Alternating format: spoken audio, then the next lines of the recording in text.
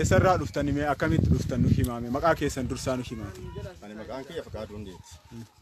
Bulchaa magaalaa Shaashee. Sababni illee yeroo darbe waltajjii irra turre.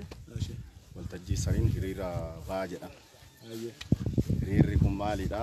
Hiriira du'aatii shanee fi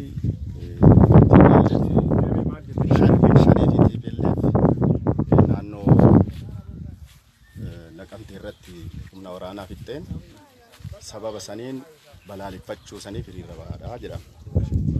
Innaa yeroo hunda bilbilaanis xalayaadhaanis waamamne dirqamaan immoo fedhiidhaan isin baasan yoo isin baasan kan nuti amma hafuun dhoorgaadha dirqamaan baatan fedhiin qabdan jecha fedhiin qabnu sa'aatii kanatti sa'aatii biyya sanii amma kiiloomeetira 24 farda dhiisi makiinaan wagana dadhabsiisu sifa ergaan yoo isin ergamu godinarraa moo aanaarraa isin ergamu aanaadha maqaa beektanii nama isin ergee isin baase kan aydanna warra paartii badhaadhinaati warra paartii badhaadhinaati isaan yaa'u bilbila beeke malee maqaa isaanii beekuu danda'u garuu nama muraasa hin beekalle isaan odoon taane kan waan dhimma paartii waltajjii marratti darbe jechuudha.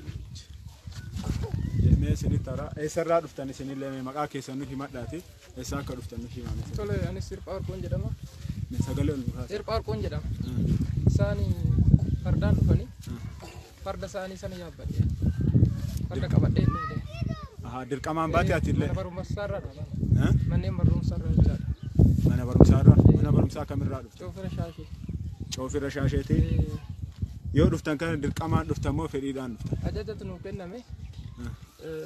Deeggarsa raayyaa ittisa biyyaatiif kan TPLF ajjeeste deeggarsa gochuuf jechaadha. Deeggarsa yoo gootan kana isin fedhii qabdan immoo dirqamaan mootummaan isin baase bakka kana taa'anii barbaadu. Amma gama tokkoon anis hooggansarra jira. Gaggeessadha waan ta'eef miidhamni nan achitti muudhame sun obboleessi kiyyallee miidhameera. Kanaaf deeggarsa kana immoo bahee obboleessa sana jalaa du'eef dhageessifachuun bahe. Dirqamaan baatee jecha. Yoo baatan kana wanni birrii mallaqa qamadii horii isinirraa fuudhame jira nama biraarraa ka fuudhame ka beektan jira. Qamadii kuntaala 3 fidaadha. Kennitanii kuntaala 3. Inaa mannee ganaadha Coofira waan taaneef mallaqatti illee jijjiiraadhaani mallaqa siin qabnu. Ufafoo mallaqaa fi qamadiidhaan illee baay'een kennitanii jecha. Hin beekamu. Yoo mootummaan isin daran. Sun ganaadha. Ganaadha. Isin asirra waan dabaltan qabdani? Yaa waan gama amma deeggarsaa saniini. Waa'ee qamadii irratti. Deeggarsa nuti naannoo keenya qamadiin oomishu garbuudha akka magaalaatti kuntaala 8 midhaan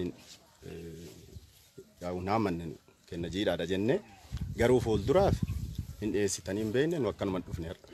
Akka aanaa gada baasaa isaatii kuntaala meeqa dhiyeessaadhaan yookaan akka ganda keessaniiti? Akka ganda keenyaatti kuntaala 8. Kuntaala 8 qopheessaadhaan. Fedhiidha jechuun kun achi ol. Achi ol fedhiidha. Kun garuu dirqama. Gandarratti dirqama. Ganda kuntaali 8 dirqama. Yoo akkuma dhageessanitti dirqamaan uummata keenya kana dararaa jiraachuu mootummaan dararaa jiraachuu akka viidiyoo kana argatan kanatti dirqamatti godhanii jara kana dirqiin baasanii jiranii. Qeerroon gada baasaa isaallee dhufee intarvii godhee fi intarvii kanallee gara miidiyaan dhaqqabsiisna jennee yaanna akka hawaasa keenya bal'aa biratti dhaqqabu dararicha hamaa keessa akka jirrullee akka nu beektan jenna galatoomaa kanuma jechuu barbaanna miidhama keessa jirra dirqamaan nu yaasaaranii.